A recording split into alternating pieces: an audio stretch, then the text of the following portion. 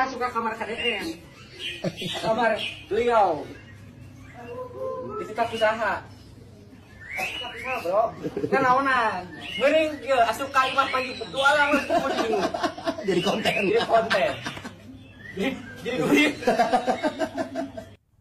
Buat para penggemar dan yang suka melihara ular kobra, kan saya sudah minta, pertama nggak boleh menjadi bahan untuk atraksi dan candaan. Apalagi kamu candanya sudah berlebihan.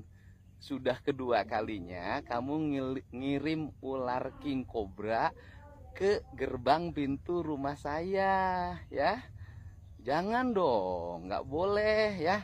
Nanti yang ketiganya kamu apes ketangkap loh. Saya kabarkan, saya himbaukan untuk warga Jawa Barat khususnya, ya. Jangan ada seudon, jangan ada fitnah, ya. Intinya saya jelaskan, intinya itu orang dalam sendiri. Orang dalam sendiri yang ngirim ular kobra tersebut sekitar umur 65-an tahun. Orangnya kecil tinggi. Dia juga ahli spiritual, ya. Ahli spiritual, ya. Jadi saya mempermasalahkan untuk semua penduduk Jawa Barat, fan KDM, yang ngirim ular kobra itu bukan orang lain, bukan orang jauh, justru orang dalam sendiri. Umurnya sekitar 65 tahun, orangnya kecil tinggi, ahli spiritual juga, ya gitu. Ya, terus juga sering mondar-mandir ke sana kemari gitu. Tapi yang jelas dia melakukan seperti itu tuh karena ini, ya, karena uang, gitu. Ya kemungkinan selama ini, selama ini dia di situ nggak dapat apa-apa mungkin kan gitu. Akhirnya dia dibalas seseorang gitu ya. Gitu ya. Hey ho everyone, back again with me. Ini ada kisah menarik ya di Instagramnya Pak Deddy Mulyadi, yang dimana beliau itu as always di pinggir pesawahan sambil jalan, dan dia merekam ada kejadian unik. Katanya ada fans beratnya dia yang sampai mengirimkan buah tangan. Apa buah tangannya? Ular kobra. Wah, menurut saya ini kejadian yang sangat unik ya, karena bukannya apa-apa. Kalian kalau misalkan suka sama seseorang atau fans berat, bahkan fans fanatik, masa iya sih dikirimin ular kobra? Kan asal kudu gitu loh. Nggak mungkin juga. Bagaimana aja kalau misalkan kalian suka sama cewek terus ingin meminangnya, masa buah tangannya yang menurut kalian itu nggak masuk di akal? Apalagi sekelas Pak Deddy Mulyadi. Seperti apa cuplikannya? Cek di shot. Buat para penggemar dan yang suka melihara ular kobra, kan saya sudah minta, pertama nggak boleh menjadi bahan untuk atraksi dan candaan. Apalagi kamu candanya sudah berlebihan. Sudah kedua kalinya kamu ngirim ular king cobra ke gerbang pintu rumah saya. Jangan dong, nggak boleh ya. Nanti yang ketiganya kamu apes ketangkap loh. Nah itu seperti yang udah kalian lihat ya, videonya itu cukup menggemaskan dan cukup mengesankan juga sih buat para fansnya Pak Deddy Mulyadi, Bapak Aing.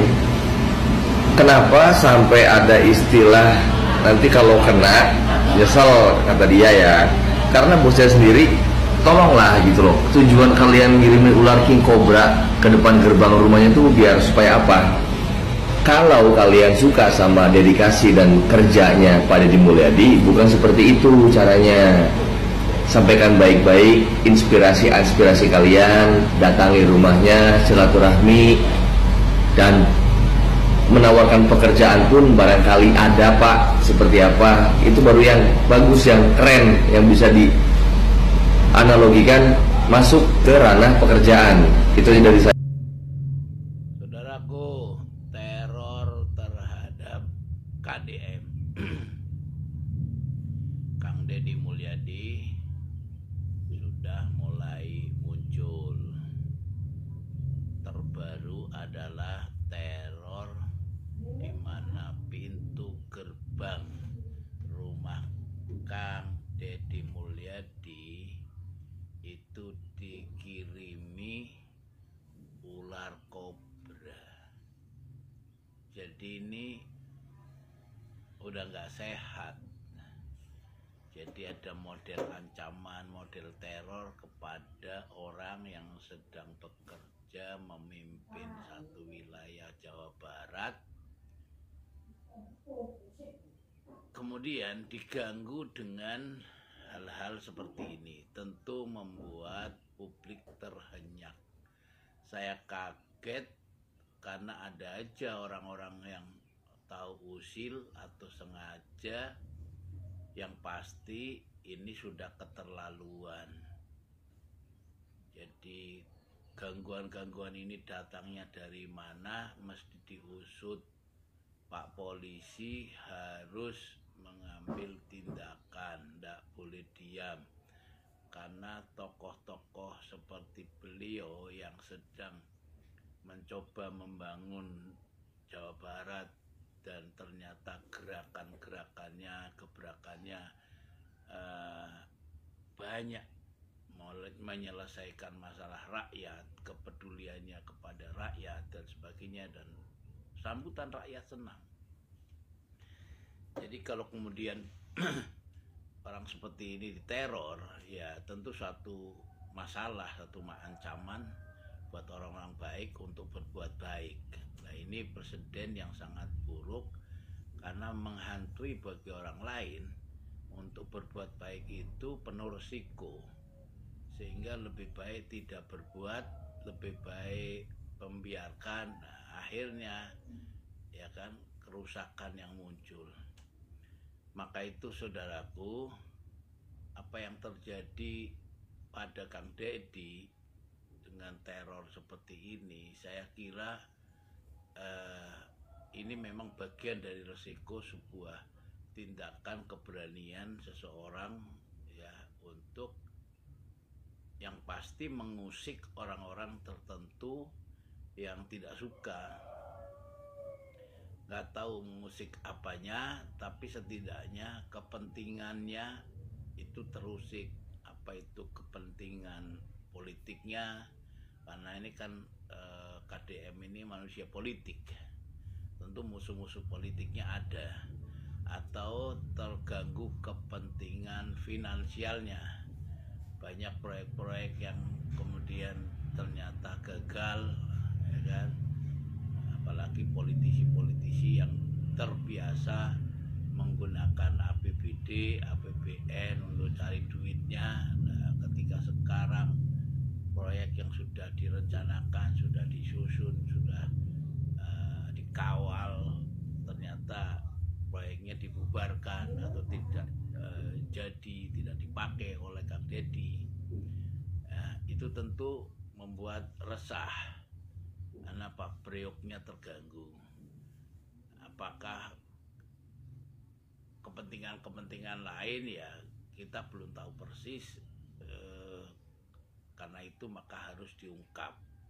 Polisi harus bertindak lebih cepat supaya teror serupa atau sejenisnya, karena munculnya teror-teror itu membuat orang takut berbuat sesuatu. Karena apa? Resiko. Anggota Dewan dari fraksi PDIP walk out dari sidang. Jadi ingat kata Gus Dur, kalau DPR itu mirip taman kanak-kanak, dan ini dibuktikan oleh fraksi PDIP DPRD Jawa Barat, pimpinan Mang Ono Surono. Dan kemarin si bapak-bapak yang hati-hati pakai kopiah itu Pak Memo mengatakan kalau merasa marwah DPRD itu direndahkan. Justru Anda sendiri Pak yang merendahkan martabat DPRD karena kerja Anda tidak jelas. Sudah jelas ada orang baik berusaha memperbaiki Jawa Barat, malah Anda kritik terus, Anda ganggu terus. Anda yang merendahkan martabat atau marwah DPRD itu sendiri. Jangan nyalahin orang. Jangan cuma walkout lah, mundur aja sekalian Pak. Kami lebih mendukung bapak-bapak ini buat mundur aja, jangan walkout. Tidak merasa terwakili kok kami ini. Ya, jangan marah. Karena kami ini rakyat Pak. Kami yang Anda wakili, dan derajat yang mewakili dan kami yang mewakilkan lebih tinggi. Kami, kekuasaan tertinggi Anda di tangan rakyat. Bapak cuma mewakili kami, sementara kami tidak merasa terwakili. Lebih baik mundur, jangan cuma walk out, Pak. Lebih mendukung saya, rugi. Duit kami, duit negara digunakan untuk menggaji bapak-bapak ini. Rugi. Walk out, mundur sekalian. Jujur gue khawatir ya sama kinerja Gub Jabar, Wamenaker, Bupati Purwakarta, Wali Kota Bekasi, dan yang seperti mereka, yaitu yang selalu mengupload apa yang kerja mereka yang bagusnya, terus mereka yang sering donasi kepada publiknya, membantu rakyat susah. Bukan karena kerjanya buruk, bukan. Justru karena kerjanya baik dan rakyat menilai begitu juga.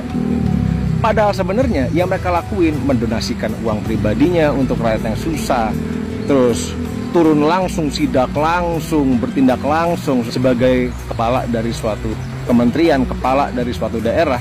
Itu harusnya nggak perlu dilakuin. Ada pasukannya untuk ngelakuin itu dan ada penegakan hukumnya untuk hal-hal yang kayak gitu. Tapi karena mereka nggak kerja, karena penegakan hukumnya, karena penegakan undang-undangnya tidak jalan, jadi akhirnya mereka harus turun langsung. Padahal itu harusnya tidak perlu terjadi. Dan sangat mengerikan kan, misalnya metode mereka itu dipakai sama orang-orang yang berniat jahat dengan cara pencitraan. Itu sebab